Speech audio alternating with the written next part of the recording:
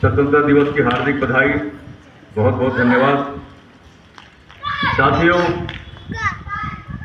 यूँ तो इस प्रांगण पे जब से ये सामाजिक भवन हमारा बना है तब से हम लोग स्वतंत्रता दिवस यहाँ मनाते आए हैं और हर राष्ट्रीय पर्व को हम लोग बहुत ही जोर शोर से मनाते हैं, बहुत हर्षोल्लास के साथ मनाते हैं। इस अवसर पर मैं बहुजन समाज में जन्मे सभी संतों, गुरुओं, महापुरुषों के चरणों को नमन करना चाहूँगा। उन सब में सर्वोपरि परम पूज्य बाबा साहब डॉक्टर भीमराव अम्बेडकर के चरणों को नमन करता हूँ और आप सबको पुनः 78वें स्वतंत्रता दिवस की हार्दिक बधाई देता हूँ। साथियों, हम आज स्वतंत्र हैं, राजनीतिक रूप से, सामाजिक रूप से, आर्थिक रूप से स्वतंत्र हैं और इस स्वतंत्र भारत के स्वतंत्र नागरिक हैं। लेकिन इस स्वतंत्रता को पाने में हमारे पुरखों ने, हमारे समाज के पुरखों ने अपना सर्वोच्च बलिदान दिया। उनमें एक झलकारी बाई थी जिसका नाम इतिहास के पन्नों में दर्ज नहीं है, लेकिन हकीकत यह है कि झलकारी बाई ने रानी लक्ष्मीबाई के साथ में युद्ध लड़कर इस समाज का नेतृत्व किया था, अपने सेना का नेतृत्व किया था। क्योंकि झलकारी बाई रानी लक्ष्मीबाई की हमशक्ल थी, इसलिए हर जगह छद्म रूप से उन्होंने उसका साथ दिया, लेकिन इतिहास के पन्नों में उनका नाम दफन हो गया। सुभद्रा कुमारी चौहान लिखती जरूर है कि चमक उसी सन 57 में वह तलवार पुरानी थी और खूब लड़ी मर्दानी, वह तो झांसी वाली रानी थी। लेकिन इस झांसी वाली रानी के वीरता के पीछे कहीं ना कहीं झलकारी बाई का साथ था।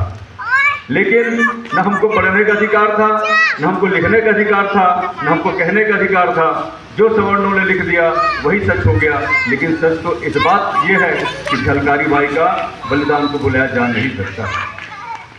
साथियों, हमारे देश में अनेक वीर पैदा हुए और हमारी वीरता से प्रभावित होकर इस देश के शासकों ने कहीं चमार रेजिमेंट बनाया, कहीं महार रेजिमेंट बनाया, कहीं गोरखा रेजिमेंट बनाया, कहीं गढ़वाल रेजिमेंट बनाया।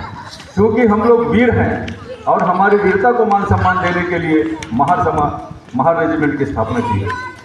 साथियों, जब ये देश आज़ाद हुआ, आज़ादी के बाद जब इस देश में प्रजातंत्र की स्थापना हुई और भारत का संविधान लागू हुआ और उस संविधान में जब आरक्षण का प्रावधान हुआ, तब कहीं जाके हम लोग आज इस स्थिति पे यहाँ पे खड़े हैं। आज हम लोग इस स्थिति में खड़े हैं, भारत के संविधान की वजह से खड़े हैं। भारत के संविधान में हम दलितों को पढ़ने का अधिकार है, शिक्षा का अधिकार है, शिक्षा प्राप्त करने का अधिकार है, शिक्षा प्राप्त करने के बाद नौकरी का अधिकार है और नौकरी प्राप्त करने के बाद में प्रमोशन, नौकरी में आरक्षण में प्रमोशन का अधिकार है। लेकिन विगत दिनों माननीय जो सुप्रीम कोर्ट का जो आदेश आया, उस आदेश में कहा गया कि अनुसूचित जाति और जनजाति के बीच में सब वर्गीकरण होना चाहिए, सब क्लासिफिकेशन होना चाहिए। अर्थात जो अनुसूचित जाति जनजाति का समाज संपन्न हो गया है उनकी नज़रों में, चूँकि अनुसूचित जाति की जनसंख्या इस देश में आंकड़ों के हिसाब से 17% है, जनजाति की जो जनसंख्या वो 7.5% है। कुल मिला के अनुसूचित जाति और जनजाति की जो संख्या है वो 22.5% है। लेकिन इन 22.5% की जनसंख्या के अनुपात में रिजर्वेशन फुलफिल ही नहीं हुआ है।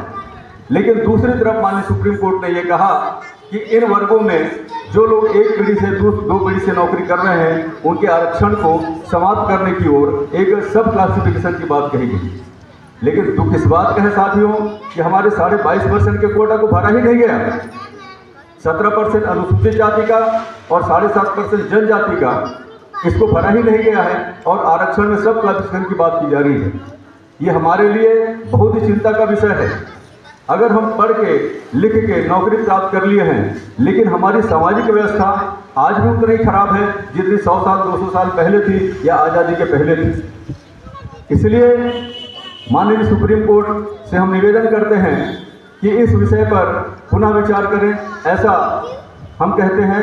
अभी देखिए साथियों, जिन लोगों ने अभी बीच में जो लोकसभा का चुनाव हुआ और जिन लोगों ने आरक्षण को बचाना है, संविधान को बचाना है, ऐसा कह करके हमारे वोटों को लूटा, हमको गुमराह किया, लेकिन जब आरक्षण में प्रहार हुआ, इन लोगों ने एक शब्द भी नहीं कहा।